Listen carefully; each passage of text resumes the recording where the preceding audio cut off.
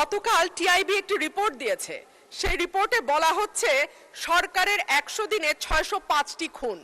আমি আশা করেছিলাম মাননীয় স্বরাষ্ট্রমন্ত্রী আজকে এখানে উপস্থিত থাকবেন, কিন্তু আমি সামনে তাকিয়ে দেখলাম মাননীয় স্বরাষ্ট্রমন্ত্রীর আসনটি খালি, অর্থাৎ তিনি উপস্থিত নাই। কি আর করা, তার অনুপস্থিতিতেই বলি। সরকারের প্রথম 100 দিনে দেশে হত্যা, অপহরণ সহ বিভিন্ন অপরাধে উদ্বেগজনক হারে ঘটেছে বলে দাবি করছে ট্রান্সপারেন্সি ইন্টারন্যাশনাল বাংলাদেশ। এই সময় দেশে 605টি খুন, 196টি অপহরণের ঘটনা ঘটেছে বলে জানায় সংস্থাটি।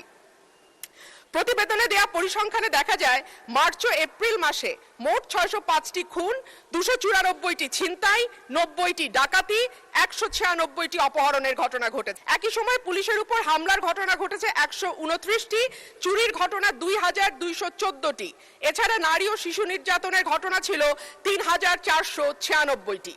আলোচিত সময় ধর্ষণের শিকার হয়েছে 78 থেকে 102 জন, গণধর্ষণের শিকার 30 থেকে 36 এবং ধর্ষণের শিকার শিশুর সংখ্যা 49 থেকে 71 জন।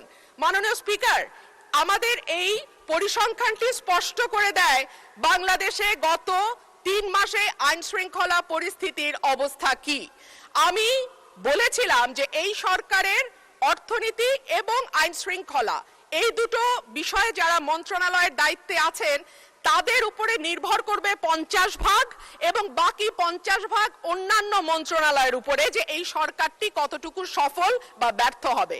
আজকে মাননীয় স্বরাষ্ট্রমন্ত্রী সংসদে উপস্থিত থাকলে আমার পক্ষে সহজ হতো আরো স্পষ্ট করে বলা যে এই সরকারের সফলতার 50 ভাগ দায় অর্থ এবং স্বরাষ্ট্রমন্ত্রীর উপর নির্ভর করে।